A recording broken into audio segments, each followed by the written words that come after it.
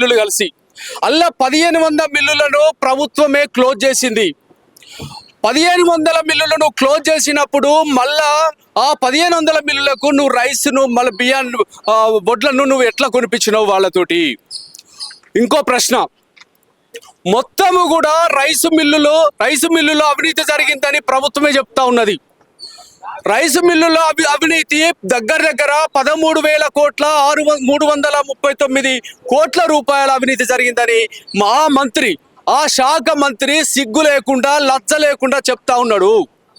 మరి 13,000 కోట్ల 399 కోట్ల రూపాయల అవినీతి జరిగితే ఒక 17 కోట్ల అవినీతి చేసిండు అని ఒట్టజానేని ఎట్లా నువ్వు మూస్తావు రాబాయ్? ఎట్లా చెల్లేస్తావు రాబాయ్? నువ్వు ఏ ప్రభుత్వం అనేది అసలు నీకు పాలన చేస్తా ఉన్నదా? నువ్వు రాజకీయం చేస్తా ఉన్నదా? 17 కోట్ల రూపాయల అవినీతి జరిగిందని ఒట్టజానయ్య కుటుంబాన్ని నువ్వు జైల్లో వేసినావు. మరి 13,000 కోట్ల రూపాయల 13,000 కోట్ల 399 కోట్ల రూపాయల అవినీతి ఎవరు చేసిండు? ఆ అవినీతి చేసిండోని ఏ పక్కన పడ్డరు? మరి నువ్వు ఎందుకు బయటకు తీస్తలేవు? అంటే ఒట్టజానయ్య మీకు తగిన మిండడు నల్గొండ జిల్లాలా?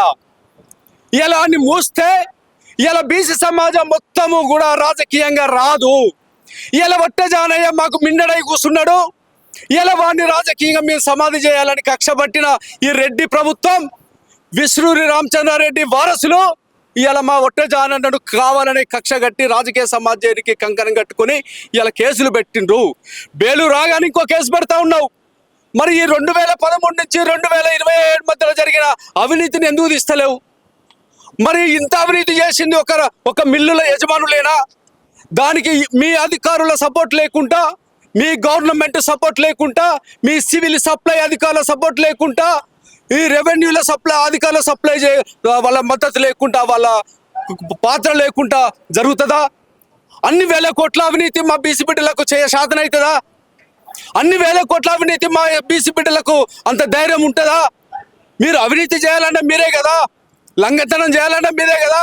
మాకు లంగతనం చేయరాదు, మాకు దొంగతనం చేయరాదు, మాకు అవినీతి చేయరాదు, మాకు ఆ ధైర్యం కూడా లేదు. కావలసుకునే ఎక్కడో అక్కడ ఒక్కొక్క బీసీ నాయకులు వస్తూ ఉంటే వీళ్ళని కక్షపూరితంగా కేసులు పెట్టి భయానక వాతావరణం సృష్టించి ఇలా రాజకీయంగా దూరం చేసే కుట్ర ఈ రెడ్డి ప్రభుత్వం, ఈ బీజేపీ ప్రభుత్వం, అక్కడ సెంట్రల్ గవర్నమెంట్ బీజేపీ, ఇక్కడ రాష్ట్ర ప్రభుత్వం కాంగ్రెస్ పార్టీ చేస్తూ ఉన్నది. నిజంగా తప్పు చేసినామని శిక్షించు. మరి 13,000 కోట్లు ఎవరు దొబ్బిట్రా? మరి నువ్వే అన్నావు కదా civil supply minister Uttam Kumar Reddy. మరి 13,000 కోట్ల 399 కోట్లు ఎడిపోయినారా? 17 కోట్ల నువ్వు తీస్తున్నావు. మరి అవన్నీ ఎడిపోయినాయి. అవి దీని లెక్క. దీని మీద నిజ నిర్ధారణ కమిటీ అయి సిబిసిఐడి అయి నిజంగానే ఎవరు తప్పు చేసిండో బయటికి వాడిని పొక్కలయి, లేకపోతే ఒక్క ఒట్టజానేనో, లేకపోతే ఒక బీసీ నాయకుల మీదనో, లేకపోతే ఒక ఎస్సీ ఎస్టీ నాయకుల మీద నువ్వు కక్షపూరితంగా వివరిస్తే ఈ సమాజాన్ని అంతా ఒక్కడి చేస్తాం. రాష్ట్ర వ్యాప్తంగా నిర్మాణం చేస్తాం, ఉద్యమం చేస్తాం. బిడ్డని నువ్వు చేస్తున్న అవినీతిని, నువ్వు చేస్తున్న మేకపూరితంగా కావలసుకొని చేస్తున్న ఈ భాగవతాలని అన్నీ కూడా తీస్తాం. హైడ్రాలో మా పేదలనే కూల్చినావు. ఇలా 21 జీవో అట. ఆ 21 జీవోల దగ్గర 80,000 ఎకరాలట. ఇలా ఆ వెనకాల కూడా మా బీసీ బిడ్డలే ఉన్నారు, మా ఎస్సీ ఎస్టీ బిడ్డలే ఉన్నారు. ఏం పాపం చేసిండ్రా? మీ ఓట్లయితే కదా నువ్వు అధికారంలోకి వచ్చినావు. 85 నుంచి 90% ప్రజలు ఓటైతేనే కదా నువ్వు అధికారంలోకి వచ్చినావు. లేకపోతే గుప్పటి మంది లేని నీ 5% నీ రెడ్డి సామాజిక వర్గం చేస్తే నువ్వు అధికారంలోకి వచ్చినావా? కానీ మా బిడ్డల మీద నువ్వు కక్ష పెట్టుకొని ఇలా చేస్తూ ఉన్నావు. బిడ్డ, యావత్ తెలంగాణ సమాజం చూస్తూ ఉన్నది. నీకు రాజకీయంగా గోరి కడతాం, నీకు రాజకీయంగా సమాధి చేస్తామని చెప్పి ఈ సెలవు తీసుకుంటున్నా. తెలంగాణ ఇక్కడే కాదు కదా, నల్గొండ కాదు, కరీంనగర్ అయింది, మెదక్ అయింది, నిజామాబాద్ లో కూడా ఇప్పుడు కాదు గవర్నమెంట్ రైట్స్ చాలా అవుతా ఉన్నాయి.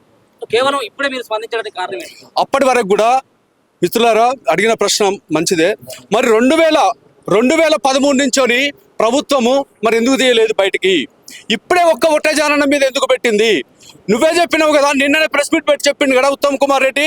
13,399 కోట్ల రూపాయల అవినీతి జరిగిందని మనకి ఇప్పుడే తెలిసింది. మా ఒట్టజానయ్య చేసింది కేవలం 17 కోట్ల అని ప్రభుత్వమే చెప్తా ఉన్నది. మరి ఇంత లొసిగైంది. మాకు ఇంతవరకు కూడా ఇంత పెద్ద ఎత్తున స్కామ్ ఉన్నది, మిల్లులలో ఇంత పెద్ద స్కామ్ జరుగుతూ ఉన్నది, ఇంత పెద్ద అవినీతి జరుగుతూ ఉన్నది.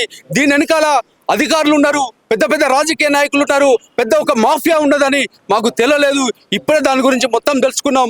చిరంజీవి సార్ నాయకత్వంలో బీసీ బ్లూ ఇండియా పార్టీ అధ్యక్షులు, వ్యవస్థాపక అధ్యక్షులు బొంగు ప్రసాద్ గౌడ్ నాయకత్వంలో అవన్నీ కూడా మేము బయటకు తీస్తాం. మీ రంగు బయట తీస్తాం. ఖచ్చితంగా ఈ ప్రభుత్వం వెంటబడతాం. బీసీలకు మేము అండగా ఉంటామని ఈ ప్రతిముఖంగా విజ్ఞప్తి చేస్తూ సెలవు తీసుకుంటున్నాం.